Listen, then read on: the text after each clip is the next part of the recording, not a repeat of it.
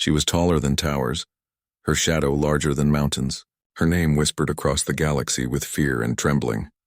They called her the Giantess of the Stars, a queen who ruled not from kindness but from raw power. Her fleet of warships could darken suns, her soldiers spread across 100 worlds, and yet even from the cold edges of the galaxy, her presence was known. She did not need to shout. Her existence itself was a warning. Every race bowed, every king bent his head, because resistance only ended in ash. When her throne ship appeared in orbit, planets froze in silence, cities locked their gates, leaders offered gifts, and people prayed to survive. She demanded obedience, and obedience she received. For who could stand against a queen who could crush armies beneath her heel? But even in her greatness, she carried something within her chest, an emptiness that she could never fill. Her eyes glowed like burning stars, but deep inside she felt cold. It was the curse of her power, the loneliness of being above all. She sat upon a throne carved from a single asteroid, her crown glittering with stolen jewels from conquered empires. Her voice echoed through giant halls filled with trembling courtiers. "Another system bows," her advisors cried. "Your reign is endless," her generals cheered. But her lips barely curved into a smile. For while the galaxy called her unstoppable, she secretly wondered if her power meant anything at all. What was the point of ruling when all one could feel was silence after the screaming stopped? One night her throne ship floated above a newly captured world. The planet blue and green, smaller than many she had conquered before. Her soldiers dragged prisoners into her grand hall, shackled and broken. One by one they begged for mercy. Some cried, some cursed, but none dared to look at her face. None except one. He was small, fragile compared to her titanic form. A human with nothing but dirt on his face and defiance in his eyes. Unlike the others, he did not bow. He did not cry. Instead, he stood tall as if his thin body carried the weight of something greater. The hall went silent. Even her generals leaned forward, waiting for her to crush him in anger, to remind the others what disobedience cost, but she did not. She stared at him, her golden eyes narrowing. She had seen fear, hate, and worship before, but never this. Never such raw defiance. "What are you?" she asked, her voice like thunder rolling through the chamber. The walls shook, the courtiers trembled, the human's chains rattled as he shifted his wrists, and then he answered, not with fear, but with a calm voice that echoed louder than screams. "I am human," he said, "and I will not kneel." The words struck her like a blade, sharp and deep. She laughed at first, a booming sound that shook the hall, but inside she felt something else, something she had not felt in centuries. Curiosity, her generals hissed, demanding his execution. Her priests shouted that he should be burned for his arrogance, but she raised her hand and silenced them all. "Leave him," she commanded, and her soldiers froze, shocked. Never had she spared such a creature before. The human stared back unshaken, his lips forming a thin line, his chest rising and falling. He should have been broken, yet he stood like stone, and in that moment, the Giantess of the Stars, the queen who ruled empires, wondered why this small, fragile being could not be bent. That night, as the stars burned outside her ship, she walked alone through her chambers, her mind restless. She had crushed kings and silenced armies, yet a single human's words echoed louder than all their cries. "I will not kneel," she whispered to herself, her reflection in the mirror staring back, her golden eyes glowing with a strange light. She clenched her fists, trying to push away the thought, but it refused to leave. Perhaps this was why she felt so empty. Perhaps power was not enough. Perhaps there was something hidden even her giant hands could not grasp. But she would not admit weakness, not yet. Instead, she ordered the human to be brought before her again, chained but alive. Her court murmured in confusion. Her generals grumbled. Her priests warned of danger, yet she silenced them all with a single glance. The Giantess of the Stars had ruled by fear for centuries, but for the first time, fear did not guide her decision. It was something else, something far more dangerous, curiosity, and that curiosity would change the galaxy forever. The next day, the giantess summoned the human again.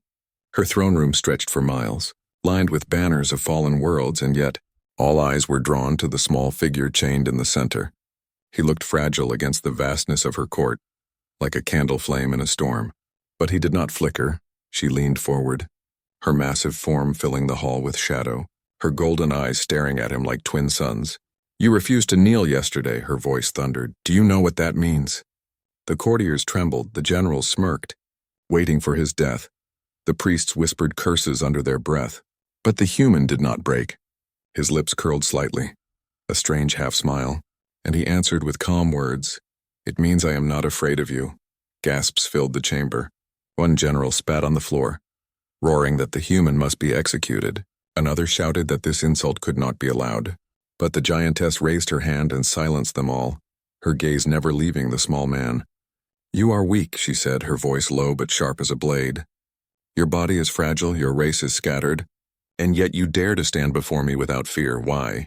The human lifted his chin, his chains clinking against the stone floor.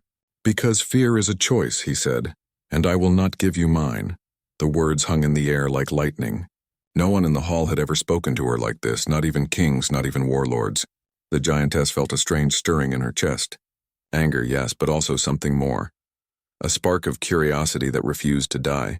She studied him closely, the way his eyes never looked away, the way his voice never shook. He was not a warrior, not a general, not even a prince, just a man with nothing but defiance. And yet he stood taller in spirit than most who had knelt before her. "Tell me, human," she said slowly, "what would you do if I set you free?" The court went silent, every ear straining for his reply. The human smiled faintly and spoke. "I would teach you that true strength is not in height, or in fire, or in armies, but in choice." Her generals erupted in laughter. Mocking his words, her priests shouted that this was blasphemy, but she raised her hand again, silencing the noise. She stared at him for a long moment, then leaned back into her throne, her voice echoing through the chamber. "Take him to the lower chambers," she ordered. "He will not be executed, he will be studied." Shock rippled through the hall. Never before had she spared such a defiant creature. The generals argued, the priests hissed, but her word was final. No one could oppose the will of the giantess. The human was dragged away, but even as chains rattled around his ankles, his head remained high, his eyes locked on hers until the last moment. Unbroken that night, alone in her chambers, the giantess walked restlessly, her footsteps shaking the marble floors. She thought of his words. They gnawed at her like a hidden flame. "True strength is in choice," she whispered to herself, staring at her reflection, her enormous body glowing under starlight. Why did his words matter, she asked herself. Why did they echo louder than the cries of 1,000 conquered worlds? She summoned her scholars, demanding records of human history. They brought ancient data, stories of Earth's wars, of human resilience, of a species that had always fought against odds, tiny compared to the universe, yet always surviving, always adapting. The more she read, the deeper the question grew inside her. What was this species that refused to break? Why did this single human look at her not as a goddess, but as an equal? In the lower chambers, the human sat chained, but his mind worked endlessly. He studied the architecture, the guards, the strange devices humming in the halls. He watched and waited, his mind sharper than the chains that bound him. The next time she visited, the chamber was quiet, torches burning low. The human sat calmly, his eyes steady. "Why do you return?" he asked, his voice calm. "Queens do not speak to prisoners." Her lips curved into the faintest smile. "Queens do whatever they wish," she said, but her tone carried something softer, something she herself barely recognized. "You want to know why I defy you," he said, reading her silence. "Because someone must remind you that even giants can fall." She stiffened, her pride burning. No one spoke to her like that, yet she did not strike him. She only stared, her mind torn between rage and fascination. For centuries she had ruled with fire and steel, and yet this fragile creature with chains on his wrists had unsettled her more than any army. When she left that night, she gave a single command to her guards. "Keep him alive," her voice echoing down the corridor. Because deep inside, though she would not admit it, she wanted to hear his voice again. She wanted to know why a single human could shake the throne of the giantess of the stars. The human was kept in the lower chambers of the throne ship, chains around his wrists and ankles, stone walls glowing faintly with alien light. Guards stood at every corner. Yet he did not tremble. His spirit remained unbroken.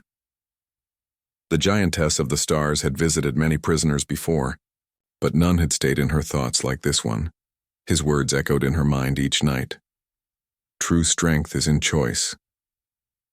The sentence burned hotter than fire. It made her question what she had always believed. For days she tried to ignore him. She drowned herself in conquests, in the cheers of generals and the worship of priests. But no matter how many planets bowed, her mind drifted back to the small man in chains. Why did he stare at her without fear? Why did his voice sound heavier than war drums? Finally, she descended into the chambers herself, her towering figure barely fitting through the narrow halls. The guards bowed deeply, their armor clattering. "Leave us," she commanded, and they obeyed, leaving her alone with the chained human. He sat on the floor, back straight, eyes calm, as if the chains were nothing but threads. When he saw her, he did not bow, he did not curse, he only spoke. "You came." Her golden eyes narrowed. "Do you know what happens to those who defy me?" she asked, her voice echoing through the stone. "Yes," he replied. "They vanish." "Then why are you not afraid?" she pressed, her anger mixing with something she could not name. "Because fear gives you power," he said softly. "And I will not hand mine to you." The words cut deeper than any weapon. She should have crushed him then and there, yet she found herself lowering her massive form to sit, the ground shaking beneath her weight. She stared at him like one might study a strange star. "Tell me, human, what makes you think choice is stronger than armies?" He looked into her eyes, unshaken. "Because armies fade, empires fall, even stars burn out," he said, "but choice remains. It is the only power no one can take." Her breath caught for a moment, her crown heavy on her brow. No priest, no general, no advisor had ever dared speak such words, and yet, in that small voice, she felt something she had not known in centuries. Truth. Over the next days, she returned again and again, always under the excuse of questioning him. Yet each time their conversation stretched longer, she asked of Earth, of its people, of their history. And he spoke of survival, of wars fought against impossible odds, of love and loyalty, things her empire had long forgotten. At night she found herself restless. Wandering her chambers, her reflection in the glass showed a queen with endless power. Yet the words of one chained man broke through her armor. Her generals grew uneasy. They whispered that their queen had changed. She spent too much time in the dungeons. She listened to a prisoner. Some even plotted against her, yet none dared confront her openly. One evening, she brought the human to her private hall, his chains still bound. But he walked with dignity, not like a prisoner, more like a teacher. Her court gasped in outrage, but she silenced them with a glance. "Tell me more of this." "Science," she demanded, curiosity glowing in her eyes. "Tell me of the way humans change themselves."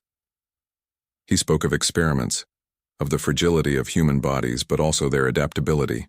He told her of DNA, of the code written in blood, of how change was possible even for the greatest of beings. She listened, her massive form leaning closer, her eyes burning with fascination. "You mean even I could change?" she whispered. He nodded. "Even you." The hall went still. The idea itself was dangerous, for the queen to question her own form, her own power. It was unthinkable. But the human's words opened a door she could not close. That night, when she returned to her chambers, she felt a weight in her chest. Her power had ruled galaxies, but what if power was not enough? What if there was something greater than fear, something written not in fire but in choice? The human, chained in his cell, closed his eyes and smiled faintly. He could see it already. A crack in the armor of the giantess, a seed of doubt planted deep. He knew it was dangerous, but he also knew that change had begun, and change, once started, could not be stopped. The throne ship drifted across the stars, its queen restless, its prisoner unbroken, and in the silence of space the first whispers of transformation began. The throne ship drifted in silence, stars glowing outside like endless fireflies. But inside the chambers of the queen, a storm was brewing. The giantess of the stars sat upon her throne, restless, her golden eyes burning with questions she could not silence. For centuries her power had been absolute, her body larger than towers, her voice louder than thunder, yet the human's words haunted her. "Even you can change," he had said, and the thought refused to die. She summoned him again, brought in chains before her, yet when he walked into her chamber, it was as if the chains no longer mattered. He carried himself with a quiet dignity that unsettled her generals and silenced her priests.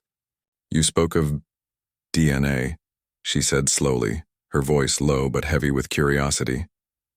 Show me. The human studied her, his eyes calm. You want to understand? She leaned forward, the ground trembling beneath her. Yes? So he spoke, his words painting images of microscopic worlds, of codes written inside blood, of patterns that determined strength, size, and destiny. He explained how even the mightiest could be reshaped, if one dared. The giantess listened like a student, though she would never admit it. Her massive hands clenched, her pride battled against her curiosity. But each word he spoke chipped away at her old beliefs. Finally, she ordered her scientists to bring the genetic chambers to life. For years they had been locked away, forbidden even to speak of them, but now, at her command, they glowed once more. Tubes filled with liquid, machines humming like sleeping beasts. Her generals grew alarmed, whispering of betrayal. Majesty, this is madness.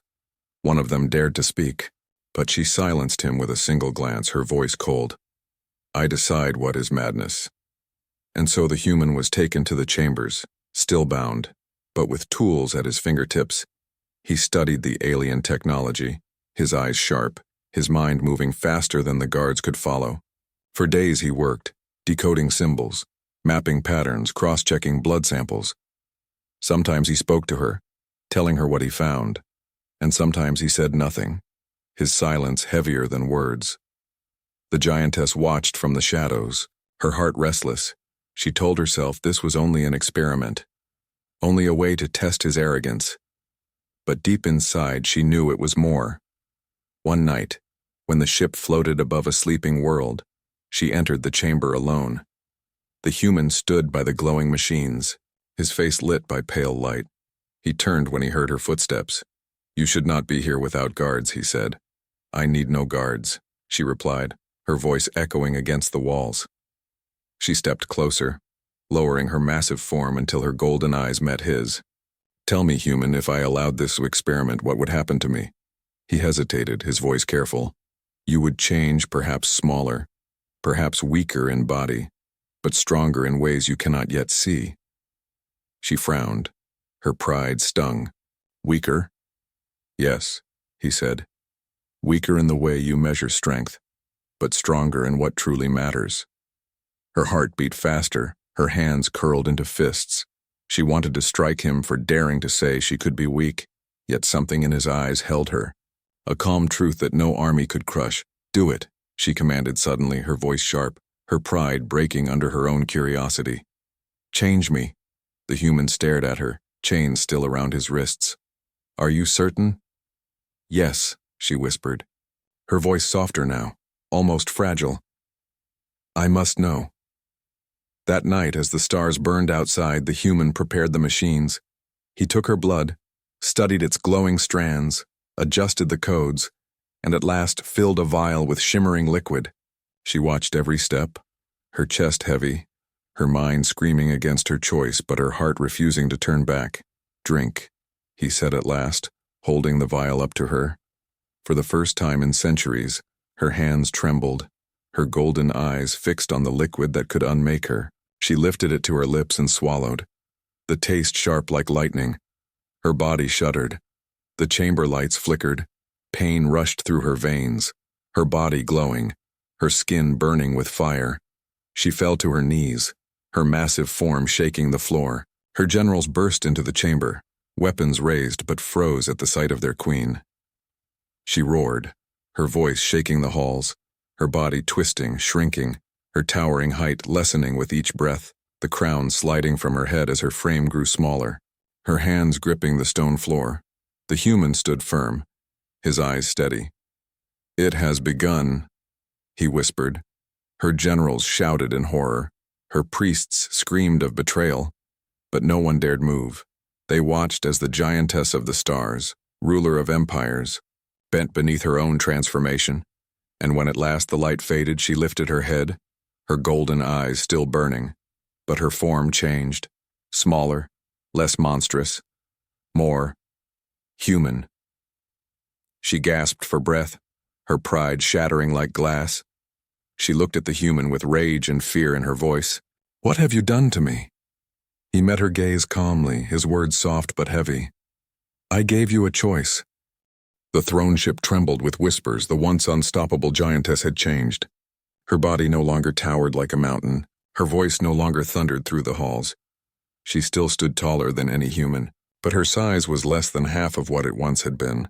Her generals stared at her with unease, their eyes darting between one another. She is weakened, they muttered, their voices dripping with doubt. Her priests trembled and whispered that the gods had cursed her for meddling with forbidden things. The courtiers who once bowed in terror now bowed in confusion. The giantess herself felt her heart race, each step lighter, each breath different. Her armor no longer fit. Her crown slipped down her brow. She clenched her fists, trying to hold on to the pride that had ruled empires. Yet she could feel it. Her power had shifted. She stormed into her private chambers. Slamming the doors shut, the human was brought before her, still chained, but he looked at her calmly.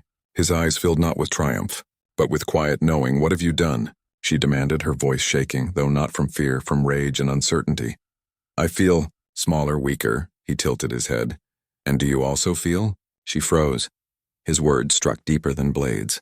Her golden eyes burned with fury, yet deep inside she knew the truth. For the first time in centuries, she felt something beyond the cold emptiness of conquest. She felt her heart beat fast with fear. She felt her breath catch with doubt. She felt alive. This is not power, she hissed, her voice low. This is loss. The human stepped closer, chains dragging across the floor. No, he said firmly. This is the beginning. Her body trembled. Her pride shattered, yet curiosity still lived inside her. It was stronger than anger, stronger than fear. The days that followed shook the empire. The giantess appeared before her court in her new form. Smaller, different, no longer a towering goddess of terror. Her generals exchanged worried looks. Her enemies whispered in shadows. And already some spoke of rebellion. But the human remained by her side. She allowed it. Though she told herself it was only to study him further, each night she questioned him. Each day she listened to his words. He spoke of leadership not by fear, but by respect, not by chains, but by choice. At first, she mocked him, calling it weakness, but the seed of doubt had already been planted. Every time her generals roared for blood, every time her priests demanded fire, she hesitated, her golden eyes no longer seeing subjects but people. One evening, as the ship drifted over a conquered world, her generals confronted her in the war hall.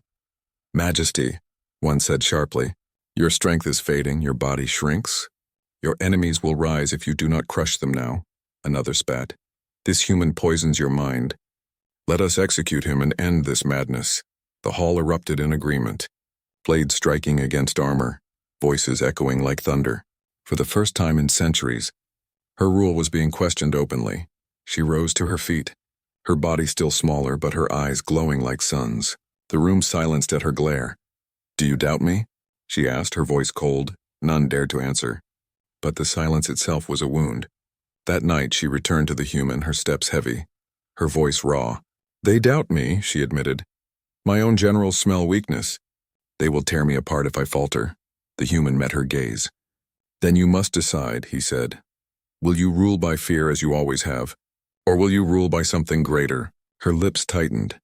Her pride screamed to crush the rebellion with fire, to remind the galaxy who she was, but another voice whispered in her heart. A new voice born from change. What is greater than fear? She asked, her voice softer, uncertain. Choice, he said. Respect, trust. These are things no rebellion can steal from you. She turned away, her golden eyes staring out at the endless stars. Her reflection in the glass no longer the same giantess who once ruled unchallenged. She looked smaller, yes, but she also looked different. The human's words would not leave her. They clung to her mind like shadows. The transformation was not only of body, it was of spirit. She began to feel in ways she had forgotten. The laughter of children in conquered cities, the cries of the weak, the pain of the broken. For centuries she had ignored them. Now they echoed louder than the cheers of armies. But change came with danger. Her enemies grew bolder. Her generals plotted in secret. And the whispers of rebellion spread across the fleet. And still she returned each night to the human, to hear his voice, to learn his truths. One night, she stood before him, her golden eyes glowing faintly, her voice lower than ever. You have unmade me human, and yet I cannot kill you. He looked at her calmly, his lips forming a faint smile. Because you no longer want to. Her chest tightened. Her pride resisted, but her silence spoke the truth. For the first time in her reign, the giantess of the stars did not feel alone, and that terrified her more than any enemy ever could. The throne ship had grown restless. Corridors that once echoed with obedience now carried whispers of doubt. The giantess of the stars no longer towered over her people as she once had. Her form smaller, her presence different. Her generals looked at her with narrowed eyes. Her priest prayed against her in secret for centuries. Her rule had been unquestioned, but now, cracks spread through her empire like veins of fire. Planets that once bowed began to hesitate. Warlords who had sworn loyalty began to gather their own strength. It was the smell of rebellion. The giantess stood in her war hall, her golden eyes scanning the maps of stars before her, each glowing mark a world under her control, and yet many flickered with unrest. Her generals surrounded her, armored and fierce, their voices sharp. "Majesty," one said coldly, "your body shrinks each day. Your enemies see weakness if we do not strike first. We will be struck." Another slammed his fist on the table. "Your softness grows. This human you keep by your side poisons your mind. If you do not end him, you will lose us." Her jaw tightened. She could feel the weight of their doubt pressing against her chest. Once they had knelt in awe. Now they dared to challenge her openly. The human stood at the edge of the hall, still in chains but no longer seen as helpless. His calm eyes scanned the generals, his silence itself a challenge. The giantess raised her hand. The hall silenced at once. Her voice cut through the tension, low but steady. "You speak of weakness," she said, her golden eyes glowing. "But you forget who I am." The generals exchanged wary looks, but none bowed. The silence was louder than words. That night she returned to her chambers, her breath heavy, her body trembling. She found the human waiting under guard. She dismissed the soldiers, leaving them alone. "They will betray me," she said quietly, her pride cracking. "My own throne is slipping away." The human met her eyes, his voice steady. "Then perhaps it is time to let it fall." Her head snapped toward him, anger flashing. "Fall?" "You speak of my throne as if it is nothing." "No," he said calmly. "I speak of what comes after. You once ruled by fear, and fear is crumbling. If you wish to survive, if you wish to lead, it cannot be the same as before." Her chest tightened. His words stabbed deeper than blades. She turned away, her reflection in the mirror showing a queen no longer a goddess, no longer untouchable, her crown heavy, her pride fragile. The next day, the rebellion began. Her strongest warlord, a giant almost as tall as she once had been, declared her reign over. He marched with legions of soldiers into the great hall, banners torn from her walls, weapons raised. The throne ship shook with the sound of marching feet. The giantess stood at the steps of her throne, her golden eyes blazing, the human at her side. The hall erupted with shouts. Her generals knelt not before her, but before the warlord, their loyalty shattered. "You are no longer our queen," the warlord roared, his voice echoing like thunder. "You are weak, you are small, and you are unworthy," the court gasped. Priest cried out. Soldiers slammed their weapons on the floor in agreement. The giantess felt her heart race. Never before had anyone dared speak such words to her. She clenched her fists, her body trembling. Her pride screamed to destroy them, to summon the fire of her ships and burn them all. But her new heart hesitated. The human's voice reached her, calm but sharp. "You cannot win as you were," he whispered. "If you fight with fear, you will lose. Fight with what you have become." Her breath caught. His words filled her mind like fire. She stepped forward, her golden eyes fixed on the warlord. The hall silenced at her movement. "You think I am weak," she said, her voice steady. "You think size is strength. But you are wrong," the warlord laughed, his voice shaking the walls. "Then prove it," he roared, raising his blade high. The challenge was made. The court screamed. The priests begged her not to fight, but she knew it could not be avoided. The throne would fall unless she stood. And so the duel began. The warlord struck like thunder, his blade crashing against the stone, his strength monstrous. The giantess moved swiftly, lighter than before. Her body smaller but quicker, her steps sharper. She dodged, she countered, her movements unfamiliar to the court. The hall shook with every strike. Soldiers shouted, flames sparked, but she did not fight like a goddess of old. She fought like something new. The human's eyes never left her, his voice echoing in her memory. True strength is in choice. And as her blade clashed against the warlord's, she realized this was not the fall of her throne. This was the rise of something greater, but only if she survived the night. The great hall shook with the clash of steel. The giantess and the warlord fought before the eyes of an empire. Sparks lit the air. Soldiers roared. Priests cried out in terror. The throne itself trembled under the weight of destiny.